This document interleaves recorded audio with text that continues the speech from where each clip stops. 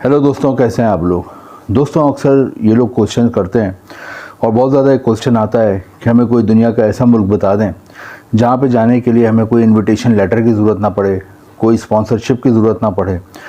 और वहाँ पे जाने के लिए एक और सवाल होता है कि कोई ऐसा मुल्क बता दें जहाँ पे जाने के लिए हमें एम्बेसी के भी चक्कर न लगाने पड़ें और वहाँ पे हम घर बैठे वीज़ा हासिल कर लें। तो दोस्तों, ये लोगों का बहुत ज़्यादा क्वेश्चन होता है।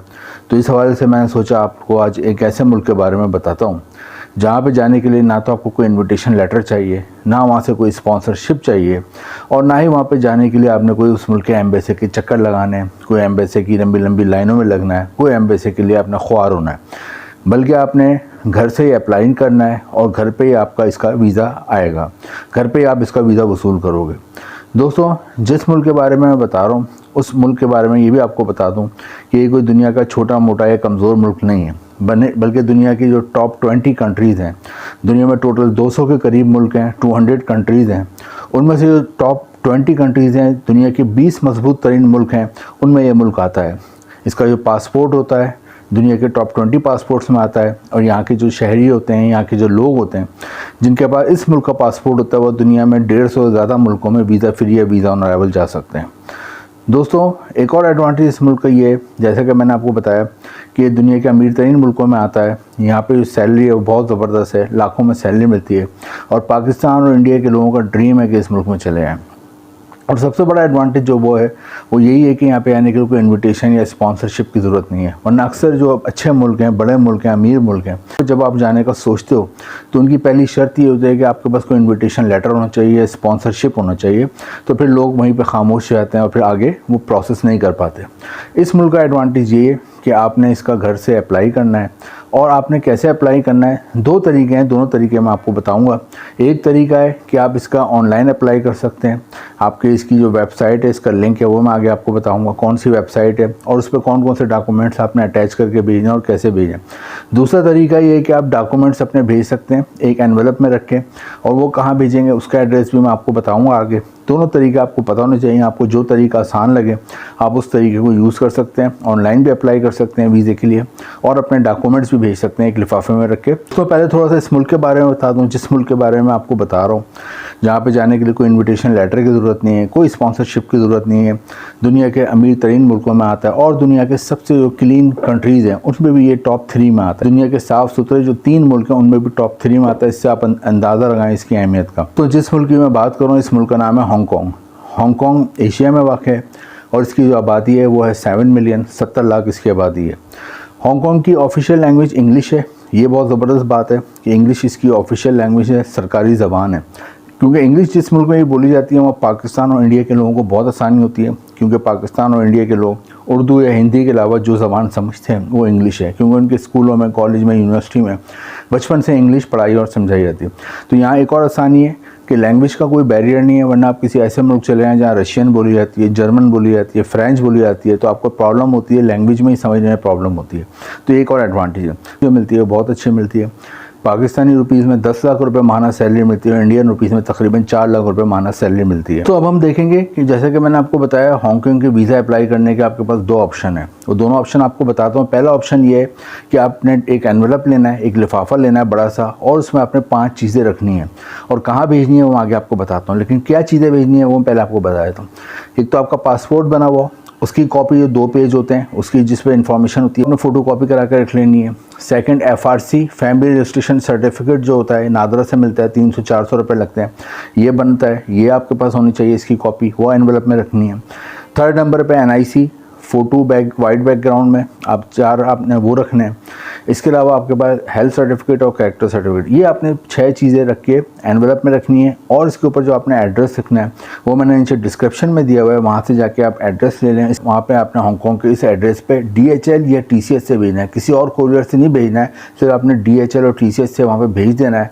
और सबसे अच्छी बात यह है कि यहाँ पे जाने के लिए आपको पहले से कोई वीज़ा फ़ीस वगैरह पे नहीं करनी है। वीज़ा फ़ीस आप उस सूरत में पे करोगे अगर आपका वीज़ा लग जाएगा और ईमेल के ज़रिए आपको इन्फॉर्म किया जाएगा कि आपका वीज़ा लग गया है, तो उसके बाद आपको वीज़ा फ़ीस देनी होती है। वीज़ा फ़ीस भी ज़्यादा नहीं है, वीज़ा फ़ीस पाकिस्तानी रुपीज़ में 10,000 रुपये और इंडियन रुपीज़ में तकरीबन 4,000 रुपये। तो पहला तरीका ये, इस तरह आप भेज सकते हैं। दूसरा, ऑनलाइन आप भेज सकते हैं। इसके लिए भी मैंने डिस्क्रिप्शन में लिंक दिया हुआ है इसके ऑनलाइन अप्लाई करने के। वहाँ पे आपने जाना है, उसमें आपने ओपन करना है उस लिंक को, और उसमें आपने उससे पहले आपने जो मैंने पीछे 6 चीज़ें बताई हैं, passport, FRC, health certificate, character certificate, NIC photo, ये आपने स्कैन करा के जिस आप कंप्यूटर से भेज रहे हैं, मोबाइल से भेज रहे हैं, उसमें सेव कर लेंगे। तो वो अटैच करके आपने ऑनलाइन भेजनी है। उस सूरत में भी कोई वीज़ा फीस वगैरह पहले से नहीं देनी। दोनों सूरतों में आप वहाँ पे डॉक्यूमेंट्स भेज दोगे, चाहे आप एनवेलप में रख के कोरियर से भेजो, चाहे ऑनलाइन भेजो। आपको ईमेल के ज़रिए इन्फॉर्म होगा कि आपका वीज़ा लगा या नहीं लगा। अगर आपका वीज़ा अप्रूव हो जाता है तो उमूमन आपको 10 से 15 दिन में ईमेल आ जाती है, तो फिर आप वीज़ा फीस जमा कराते हैं। और एक और एडवांटेज ये होता है कि फ़र्ज़ करें आपका वीज़ा नहीं भी लगता तो आपके पासपोर्ट पर रिजेक्शन की मोहर नहीं आती, रिजेक्शन की स्टैम्प नहीं आती, क्योंकि आप पासपोर्ट तो वहाँ भेज ही नहीं रहे। तो एक और ये एडवांटेज है। अक्सर मुल्कों में जब आप पासपोर्ट जमा कराए तो वीज़े के लिए एम्बेसी में, तो वो रिजेक्शन की मोहर लगाए थे पासपोर्ट पर, पासपोर्ट ख़राब होता है। तो दोस्तों ये बहुत बड़ा एडवांटेज है कि यहाँ पे जाने के लिए कोई इन्विटेशन लेटर की ज़रूरत नहीं है, कोई स्पॉन्सरशिप की ज़रूरत नहीं है, कोई पहले से वीज़ा फीस देने की ज़रूरत नहीं है। अगर आपका ईमेल पे वीज़ा आ जाता है, फिर आप वहाँ पे जाते हैं, आपको 3 से 6 महीने का वीज़ा मिलता है, विजिट वीज़ा। वहाँ जाते हैं, जो समझदार लोग होते हैं वहाँ कोशिश करते हैं वहाँ पर कोई जॉब वगैरह की बात डन कर लें। जॉब कौन कौन सी है हांगकॉन्ग में ज़्यादा, वो मैं आपको बता दूँ ताकि आपको आइडिया हो। सबसे ज़्यादा वहाँ पर जो जॉब्स हैं वो कंप्यूटर और IT के मैदान में। कंप्यूटर और IT के मैदान में इसलिए कि वहाँ हर चीज़ कंप्यूटराइज है, हर चीज़ IT से लिंक है। वहाँ पे समझ लें पेंसिल पेन का काम ख़त्म ही हो गया।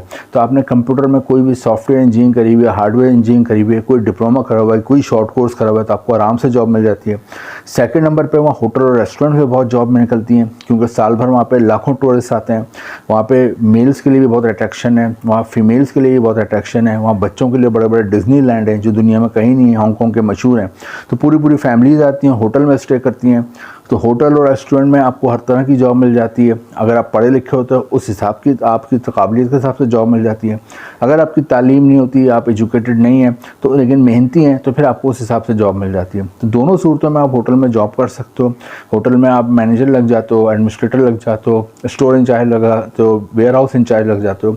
और अगर तालीम नहीं है तो फिर वहाँ पे आप पूरा रूम सर्विस संभाल लेते हो, हाउसकीपिंग का काम संभाल लेते हो, किचन का काम संभाल लेते हो, डाइनिंग एरिया का काम संभाल लेते हो। डिनर के जितने इंतजाम करने होते हैं, जितनी होटल के डाइनिंग एरिया में प्लेट्स लगानी है, टेबल सेट करनी है, कवर्स बिछाने, वो तमाम काम कर लेते हो। इसके अलावा वहाँ पे वेटर का काम कर लेते हैं, गार्ड का काम कर लेते हैं, लॉन्ड्री का काम कर लेते हैं। नेक्स्ट जो है वहाँ पे कंस्ट्रक्शन के में बहुत जॉब है, क्योंकि हांगकॉन्ग की बिल्डिंग्स पूरी दुनिया में मशहूर हैं। बुलंद व बाला बिल्डिंग्स होती हैं, बहुत खूबसूरत बिल्डिंग होती हैं। यहाँ का एयरपोर्ट बहुत खूबसूरत है।